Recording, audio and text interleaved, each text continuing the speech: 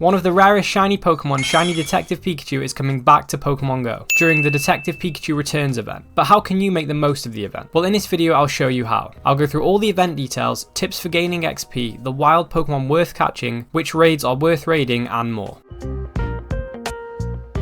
The event runs from October 5th at 10 AM till October 9th at 8 PM to celebrate the release of the new Detective Pikachu Returns game for Nintendo Switch, and with it brings Detective Pikachu back into Pokemon Go. The bonuses for the event will be 2 times XP for spinning Pokestops, and you can get a snapshot encounter with Detective Pikachu once per day. Wild encounters will be Detective Pikachu, Growlithe, Slowpoke wearing a hat, Alolan Exeggutor, Magikarp, Xatu, Bellossom, Lotad, Chimecho, Bronzor, Ducklet, Cutiefly, and Phalanx. Note that Detective Pikachu can be evolved into Raichu. In field research, the encounters will be Sudowoodo, Snivy, and Rowlet. There are no specific raids, but at the time of this event, the 1-star raid bosses will be Doduo, Girafarig, Gulpin, Esper, and Yungoos. In 3-star raids will be Golem, Cloyster, Lantern, and Hisuian Braviary. And in 5-star raids will be Raikou, Entei, and Suicune until October 6th at 10 AM, where Guzzlord will take over until October 20th at 10 AM. In Mega raids will be Mega Gardevoir until October 6th at 10 AM. Then Mega Gengar will take over until the 20th at 10 AM. In 1-star Shadow raids will be Shadow Meowth, Machop, Wooper, and Pineco. In 3-star Shadow raids will be Magmar, Electabuzz, and Gligar. And in 5-star Shadow raids available on only Saturdays and Sundays will be Shadow Moltres. There will also be an event-themed collection challenge and a timed research story to help Professor Willow track down a Pokemon of interest. Keep in mind that this timed research will need to be completed and all rewards claimed by October 9th at 8 PM. There will also be a Detective Pikachu avatar pose available to buy in the shop. Here are my thoughts and tips. Being one of the rarest shinies in the game, it is well worth trying to get yourself a shiny Detective Pikachu, because there is no guarantees it will come back to the game in the future. Although there is a second Detective Pikachu movie in the works, so it might return to the game for a celebration event for that in the future, but we don't know for sure. Either way, it's probably worth hunting it during this event just in case it doesn't return again. Remember to do snapshots each day by tapping the camera icon while interacting with your buddy, or when viewing a Pokemon in your inventory. This will give you extra chances at shiny Detective Pikachu. Likewise, it's a good idea to hunt the shiny Slowpoke wearing a hat during this event, because we're not sure if that'll return to the game as well. So let's take a look at how you can maximize your XP gains during this event. With the 2 times XP for spinning Pokestops, this event will be a good time to go to areas with a high Pokestop density and use a lucky egg to get 4 times XP for spinning Pokestops. Normally you get 50 XP for spinning a Pokestop, which will be 100 with the event bonuses and 200 with a lucky egg. If you use an auto catcher, it could be a good idea to set it to spin Pokestops while you're out playing the event, so you make sure that you're spinning Pokestops as often as possible to maximize on that XP, especially if you're using a lucky egg as well. And if you are using lucky eggs, it's a good time to open gifts to increase friendship level, because this season you get 1.5 times XP for leveling up friendship. Here is the amount of XP you get from increasing friendship this season. So getting to good friend normally gives you 3k XP, and with the season bonus it'll be 4.5k XP and 9k with a lucky egg on top of that. Great friend is normally 10k XP and it'll be 15k XP with the bonus and 30k XP with a lucky egg as well. Ultra friend is normally 50k XP, which will be 75k with the bonus and 150k XP with a lucky egg. For best friends, the XP is normally 100k XP for leveling up, which will be 150k XP with the season bonus and 300k XP with a lucky egg on top of that. So let's take a look at which wild Pokemon are worth catching. It's definitely worth hunting Detective Pikachu and Slowpoke with a hat for their shinies as mentioned previously. Magikarp is a good spawn for anyone who needs 400 candy to evolve into Gyarados. Gyarados is a decent Pokemon in PvP, being ranked 29 and 16 in its shadow form. Plus, Mega Gyarados is the 4th best water type raid attacker and the 6th best dark type raid attacker. Bronzor and Ducklet are both good Pokemon for the Little Cup, so if you do play Little Cup when it comes around, it's worth catching some of these. Additionally, Chimecho is worth catching if you need Stardust, because it gives 10 times the regular base Stardust per catch. It gives 1000 Stardust per catch and 1875 Stardust if you use a lucky egg in windy weather. Phalanx might be worth catching for the Great League, being ranked 85. From field research, the only Pokemon that's really worth going after is Snivy, because Serperior is ranked 21 in the Great League and 75 in the Ultra League. For the notable raid encounters, starting with the regular raids, there aren't really any standout Pokemon in the tier 1 raids, so there's no real need to raid them in terms of a meta relevance standpoint, but if you need them for the decks or you need them to get your raids done for the Master Ball timed research, then they would be worth doing. Of the 3-star raids, Lantern is the highlight because it is ranked 60 in the Great League and 63 in the Ultra League. With the 10-10-10 IV floor from raids, it would be worth raiding for Ultra League because the perfect PvP IVs will be the hundo of 15-15-15, and so it's easier to get a hundo from raids compared to in the wild. But this isn't ideal if you're trying to get a Great League Lantern, because the perfect IVs for the Great League for Lantern are 0, 13, 14, and you won't be able to get this from a raid. You would need to trade with a low friendship trainer to try and re-roll and lower the IVs to get it more in line with the perfect PvP IVs. In 5-star raids, Raikou will be worth raiding for XL Candy because in its shadow form it is the top electric type raid attacker. Raikou is also not a bad pick for the Master League in its shadow and in its regular form. It could also be worth raiding some Entei for XL Candy as well, because in its shadow form it is a top fire type raid attacker. Guzzlord will be worth raiding because it does have a new shiny release, and its raids are soloable, so it's a lot easier to shiny hunt this than other tier 5 raid bosses. Guzzlord is also good in PvP, being ranked 27 in the Great League, 26 in the Ultra League, and 96 in the Master League. Mega Gardevoir is worth raiding because it is the best fairy type raid attacker and a top psychic type raid attacker. Gardevoir is also not a bad pick in the Master League. Mega Gengar is definitely worth raiding if you've not Mega Evolved a Gengar yet, because it is the top ghost type raid attacker and one of the highest DPS Pokemon in the game. Moving on to the Shadow raids, in 1-star Shadow raids, Shadow Machop will be worth picking up because Shadow Machamp is the 4th best fighting type raid attacker. Shadow Machamp is also a decent PvP Pokemon, being ranked 18 in the Great League, 39 in the Ultra League, and 89 in the Master League. In 3-star Shadow raids, Shadow Gligar is worth raiding because Shadow Gliscor is ranked 28 in the Great League and 22 in the Ultra League. Also, it does have a double weakness to ice, so it is a soloable tier 3 Shadow raid boss, so not a bad one to hunt. In 5-star Shadow raids, Shadow Moltres is a top fire type raid attacker, so definitely worth picking up if you can. With not being able to invite people, 5-star Shadow raids are quite difficult to complete, so it's definitely worth trying to interact with your local community, with local Discords or local Facebook groups to try and coordinate a raid team to do these. But if you manage to get another person, you can use a total of 8 purified gems to subdue the raid boss, so you should be able to beat it once subdued with 2 or 3 people. So that's it for the event. Let me know in the comments what you think about it. Check out this video on the screen now, like and subscribe, and I'll catch you in the next one.